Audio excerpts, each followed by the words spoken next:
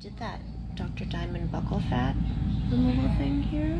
I'm really seeing the results, and I like it. Buccal fat removal is the latest cosmetic procedure taking over social media, with online users speculating whether certain celebrities have had the procedure done, and others sharing results of their own. But this trending surgery hasn't come without controversy.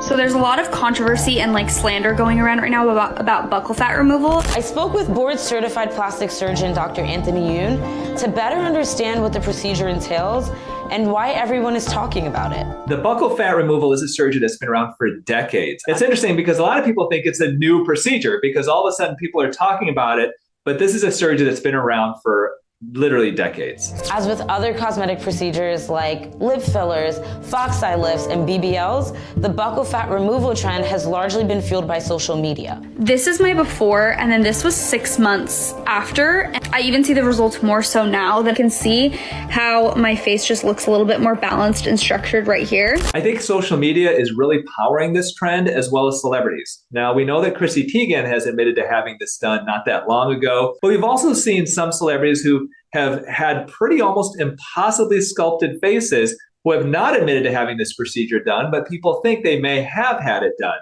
You combine that with social media showing this operation being so easy and so simple, which in general it usually is, and now you've got what's going on now. So what exactly is buccal fat?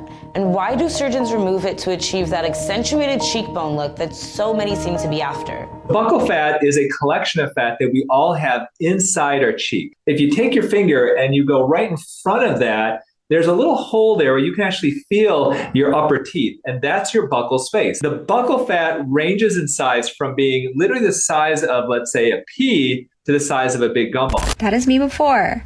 It was a little chunky. The bottom picture, that's also me after the surgery.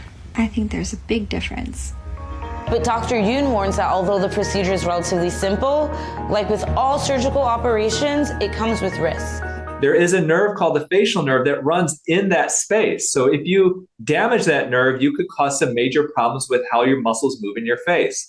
There's also a salivary duct that comes right through there as well. If you damage that, then now you can have major issues with your salivary glands. The main complication, though, that we may see with buccal fat removal is a hematoma, is bleeding afterwards. Now they have a huge cheek just filled with blood, and that can take months for that to settle down.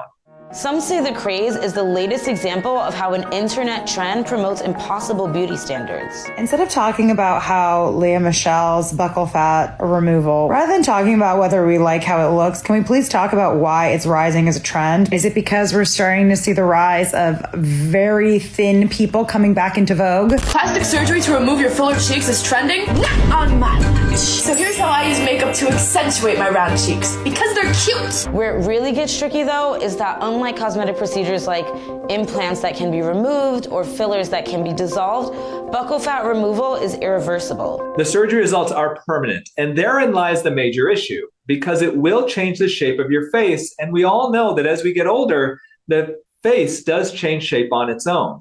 So this is an operation that I do not recommend for somebody who has a facial shape like mine. As I get older, I've got a bit of a longer, more narrow face. As I get older, my face is going to get more narrow. You take that buccal fat out, and I'm going to start looking real gaunt and even older than I would if that fat was still there. This is exactly why I always say beauty standards are way too fleeting to commit to them, and we should just use makeup instead, because now it's something else. Then when we get older, we're going to go pay someone to put the fat back into our faces because it makes us look more youthful.